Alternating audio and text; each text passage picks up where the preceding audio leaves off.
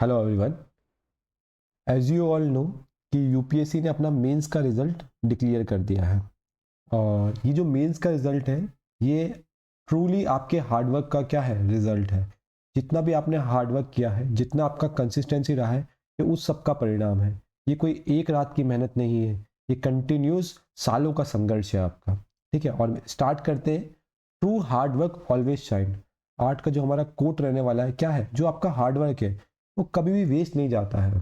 Even आपने सुना भी होगा, जो भगवान है वो आपकी मेहनत को कभी नहीं दे रखते अपने पास। आपकी मेहनत के अकॉर्डिंग आपको फल अवश्य मिलता है। तो सबसे पहले हम उन 2736 लोगों को कॉन्ग्रेचुलेट करेंगे जिनका मीन्स क्वालिफाइड हो गया है। एग्जैक्टली, मीन्स क्वालिफाइड करना अपने आप में क्या है, अचीवमेंट है। क्यों? क्योंकि मेंस जो है प्योरली प्योरली हार्डवर्क का गेम रहता है। मैं ये नहीं कहूँगा कि प्रीलिम्स में तुक्के लगते हैं, but mains is purely based on your hard work.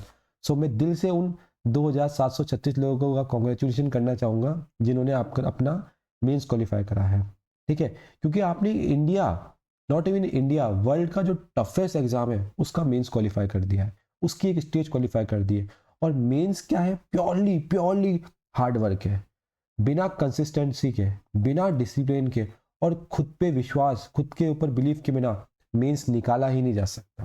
अब आपका जो आपकी जो फाइनल स्टेज है, जो है दैट इज पर्सनालिटी टेस्ट, जो आपका इंटरव्यू जो होगा हमारे 275 मार्क्स का।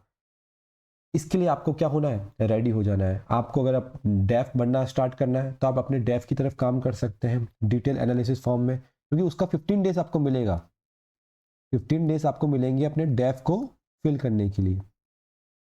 तो अपने कॉन्फिडेंस को हाई रखिए। और एक चीज़ और, मेरा दिल से आपको कॉन्ग्रेचुलेशन है कि आपने मीन्स का एग्ज़ाम क्वालिफाई कर लिया। पर एक चीज़ आप बिल्कुल याद रखिएगा कि आपको हम्बल रहना है। ये नहीं सोचना है कि मेरा तो प्री हो गया है, मेरा तो मेंस हो गया है, अब मैं कोई सातवें आसमान पे हूँ। नहीं, प्लीज़ बी हम्बल्स। हम बहुत सारे ऐसे ऑफिसर से मिले हैं, मेरा पर्सनली एक डेली एक आईएएस ऑफिसर से इंटरेक्शन रहता है।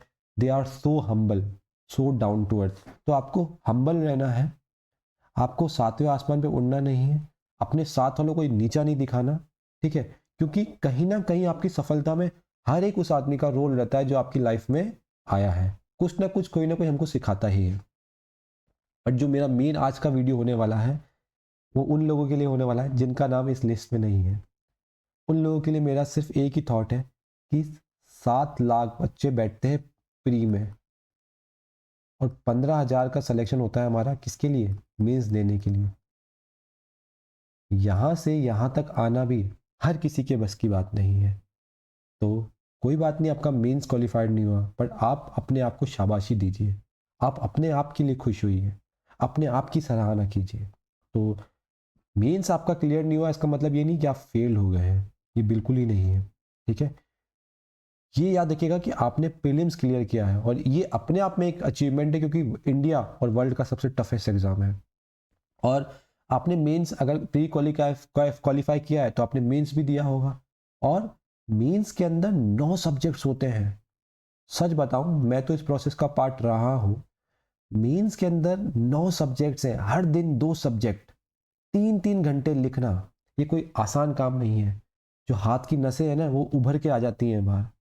हाथ भयंकर दर्द करता है कि भाई एक दिन के अंदर 2 पेपर लिखने हैं 3-3 घंटे के। और ये 2 सब्जेक्ट नहीं है। अगर मैं GS1 की बात करूं तो यहाँ 5 सब्जेक्ट, GS2 की बात करूं तो यहाँ 6 सब्जेक्ट। तो एक एक दिन में 11-11 सब्जेक्ट पढ़ के जाना, ये कोई आसान बात है क्या? ये किसी आम आदमी की बात है क्या? नहीं। आप तो मेरे लिए सुपर हीरो हो स्टूडेंट्स।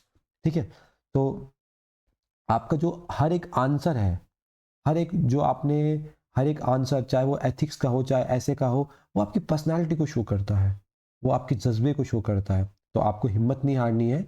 आपकी सक्सेस जो है वो डिलेड हुई है, पर डिनाइड नहीं हुई है। थोड़ा भगवान ने आपको कहा है कि आप थोड़ा और सब्र कीजिए, आप और बेहतर ऑफिसर बनिए, पर आपने, भगवान ने आपके लिए दरवाजे बंद नहीं किए हैं।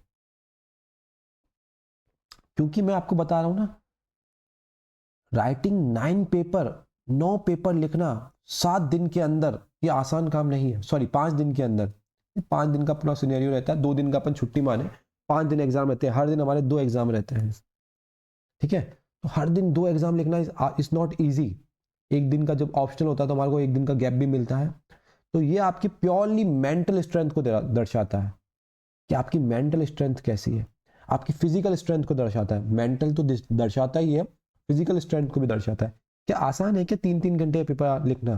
क्या आसान है क्या 7.5 मिनट के अंदर मुझे एक क्वेश्चन को कंप्लीट करना है 10 मार्कर को? इट्स नॉट ईजी, ये बिल्कुल भी ईजी जॉब नहीं है। ठीक है, ये प्योरली फिजिकल हार्ड वर्क है।